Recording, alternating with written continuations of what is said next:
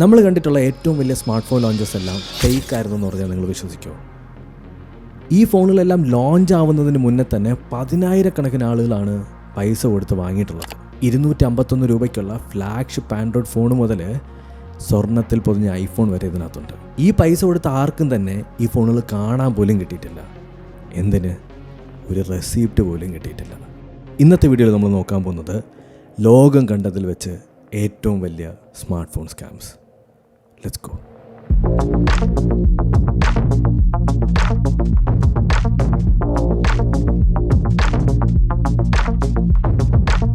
Smart phone scam എന്ന് കേൾക്കുന്ന സമയത്ത് തന്നെ നമുക്ക് എല്ലാവർക്കും ഓർമ്മ വരുന്ന ഒരു പേരുണ്ടാവും, എസ്കോബാർ ഫോൾഡ്.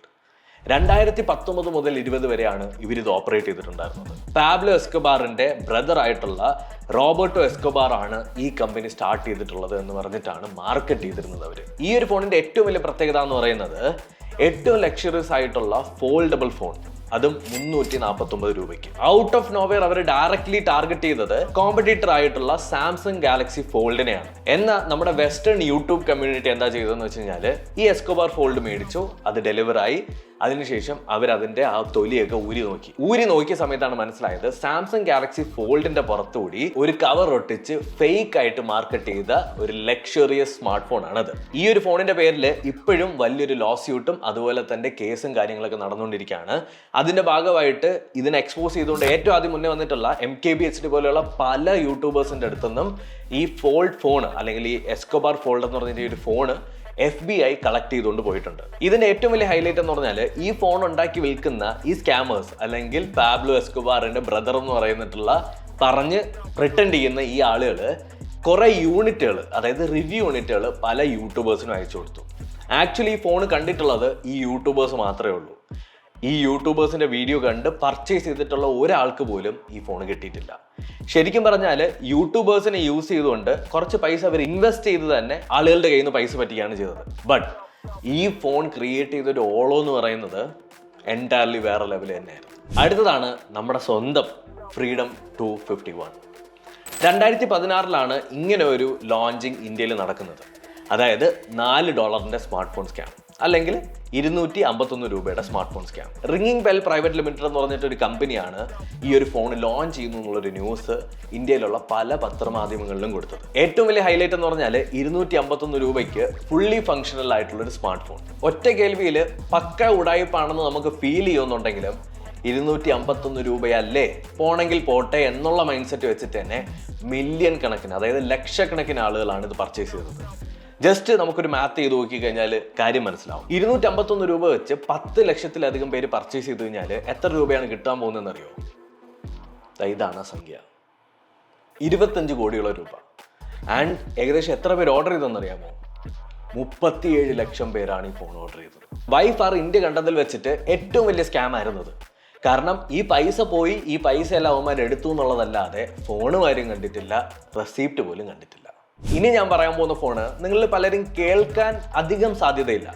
കാരണം ഞാൻ യൂട്യൂബ് തുടങ്ങിയ സമയത്ത് ഞാൻ കേട്ടിട്ടുണ്ടായിരുന്ന ഒരു ഫോണായിരുന്നു ഈ സാധനം, ട്യൂറിംഗ് ഫോൺ. ഈ ഫോണിന്റെ പ്രത്യേകത എന്താണെന്ന് വെച്ചാൽ മോസ്റ്റ് ലക്ഷറിയസ് ആയിട്ടുള്ള, മോസ്റ്റ് സെക്യൂർ ആയിട്ടുള്ള, അൺബ്രേക്കബിൾ ആയിട്ടുള്ള ഒരു ഫോൺ. അതായിരുന്നു അവരുടെ ക്ലെയിം. ട്യൂറിംഗ് റോബോട്ടിക് ഇൻഡസ്ട്രീസ് എന്ന് പറഞ്ഞിട്ട് ഫിൻലൻഡ് ബേസ് ചെയ്തിട്ടുള്ള ഒരു കമ്പനിയാണ് ഈ സാധനം പുറത്തിറക്കിയിരുന്നത്. അവർ പറയുന്നത് ലോകത്തിൽ തന്നെ ഏറ്റവും സെക്യൂർ ആയിട്ടുള്ള ഫോൺ ഇതാണ്, ഹാക്ക് ചെയ്യാനായിട്ട് പറ്റില്ല, ലിക്വിഡ് മെറ്റൽ വെച്ചിട്ടാണ് അവർ ഉണ്ടാക്കിയിട്ടുള്ളത് എന്നൊക്കെ പറഞ്ഞിട്ടാണ് മാർക്കറ്റ് ചെയ്തത്. പലരും പ്രീ ഓർഡർ ചെയ്തു, ഇഷ്ടം പോലെ ആളുകൾ പ്രീ ഓർഡർ ചെയ്തു. ആ സമയത്ത് സ്മാർട്ട് ഫോണൊക്കെ കയറി വരുന്നതേ ഉള്ളൂ. അതുകൊണ്ട് ഇഷ്ടം പോലെ ലൂപ്പ് ഹോളുകൾ ഉണ്ടായിരുന്നു. ആളുകളുടെ കയ്യിൽ നിന്ന് പൈസയെല്ലാം ഈ സ്മാർട്ട് ഫോൺ കാരണം, സ്മാർട്ട് ഫോൺ എങ്ങനെ ഉപയോഗിക്കണമെന്ന് അവർക്ക് അറിവില്ലാത്തത് കൊണ്ട് പൊക്കോണ്ടിരുന്ന സമയം ഹാക്ക് ചെയ്യാൻ പറ്റില്ല, നിങ്ങളുടെ കയ്യിൽ നിന്ന് പൈസയൊന്നും പോകില്ല, സെക്യൂർ ആയിട്ടുള്ള ഫോൺ എന്ന് പറഞ്ഞിട്ട് ഇറക്കിയതാണ് ഈ ട്യൂറിംഗ് ഫോൺ. പ്രീ ഓർഡറിന് ശേഷം അവർ ഡിസൈൻ ചേഞ്ച് നടത്തി, അതിനുശേഷം ഡിലേ ചെയ്ത് അവസാനം ഈ ഒരു കമ്പനിയുടെയോ ഈ ഒരു ഫോണിൻ്റെയോ ഒരു പൊടി പോലും ഇന്റർനെറ്റിൽ ഇല്ലാതെയായി. അടുത്തതാണ് സെയ്ഗ സൂപ്പർ ഫോൺ. നിങ്ങൾ കേട്ടിട്ടുണ്ടായിരിക്കും ഇതിനെ പറ്റിയിട്ട്. 2015 ഏറ്റവും വലിയ സ്മാർട്ട് ഫോൺ കമ്പനികളായിട്ടുള്ള സോണിയും LGയും സാംസങ്ങും ഒക്കെ 2 GB സ്റ്റോറേജ് 4 GB സ്റ്റോറേജ് ഒക്കെ വെച്ച് ഫോണിൽ ഇറക്കിക്കൊണ്ടിരുന്ന സമയം 320 GB സ്റ്റോറേജുമായിട്ടുള്ള അൾട്ടിമേറ്റ് ഫോൺ എന്ന് പറഞ്ഞിട്ട് വന്നൊരു സംഭവമാണ്. വന്ന സമയത്ത് തന്നെ ഇവരൊരു ക്രൗഡ് ഫണ്ടിങ്, അതായത് ക്രൗഡ് ഫണ്ടിങ് എന്താണെന്ന് അറിഞ്ഞൂടാത്തവർക്ക് വേണ്ടിയിട്ട് ഞാൻ പറഞ്ഞുതരാം. നമുക്ക് എന്തെങ്കിലും ഒരു ആവശ്യം പറഞ്ഞ് അല്ലെങ്കിൽ ഒരു നല്ലൊരു കോസിന് വേണ്ടിയിട്ട് ആളുകളുടെ കയ്യിൽ നിന്ന്, അതായത് ലോകത്തുള്ള പല ആളുകളുടെ കയ്യിൽ നിന്നും പൈസ പിരിച്ചെടുക്കാൻ പറ്റും. അങ്ങനെ ക്രൗഡ് ഫണ്ട് ചെയ്താണ് ഈ ഒരു കമ്പനി സ്റ്റാർട്ട് ചെയ്തത്. ക്രൗഡ് ഫണ്ട് ചെയ്തു, ഇഷ്ടം പോലെ പൈസ ഉണ്ടാക്കി, പോയി, ഒരറിവുമില്ല. അതിനുശേഷം 3 വർഷം കഴിഞ്ഞ് US ബേസ്ഡ് ആയിട്ടുള്ള ഒരു കമ്പനീനെ ഇതേപോലെ പിടികൂടുകയുണ്ടായി. ആ കമ്പനിക്ക് ഒരു വലിയൊരു ലോ സ്യൂട്ടും കൊടുത്തു. ആൻഡ് അതിനകത്തുള്ള പലരും ഇപ്പം ജയിലിലുമാണ്. ഇപ്പോൾ ജയിലിലാണെന്ന് എനിക്കറിഞ്ഞൂടാ, ജയിലിലായിരുന്നു. ഈ ലിസ്റ്റിനകത്തുള്ളതിൽ എൻ്റെ ഏറ്റവും ഫേവറേറ്റ് ആയിട്ടുള്ള സ്കാം, ആക്ച്വലി ഇതിനെ സ്കാം എന്ന് വിളിക്കാൻ പറ്റുമെന്ന് എനിക്ക് അറിഞ്ഞൂടാ, ഒരു ഫോണായിരുന്നു ഫിനിഫോൺ. ഫിനിഫോൺ എന്താണെന്ന് ചോദിച്ചു കഴിഞ്ഞാൽ 2018 ലോഞ്ച് ചെയ്തിട്ടുള്ളത്. ഒരു ബ്ലോക്ക് ചെയിൻ സ്മാർട്ട് ഫോൺ ആയിരുന്നു.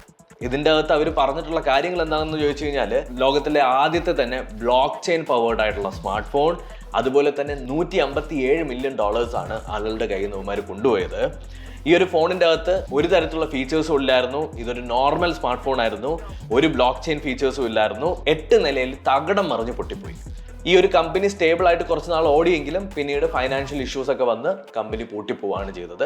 ആൻഡ് ഒരുപാട് ലോസ് സ്യൂട്ട് ഇവർക്ക് കിട്ടി. ഇത്രയും നേരം ഞാൻ ഈ പറഞ്ഞ പല ഫോണുകളും ജസ്റ്റ് ഹൈപ്പും ഫേക്ക് ആയിട്ടുള്ള സ്പെക്കുകളും ജസ്റ്റ് പേപ്പറിൽ എഴുതി വെച്ചപ്പോൾ ആളുകൾ പേ ചെയ്തതാണ്.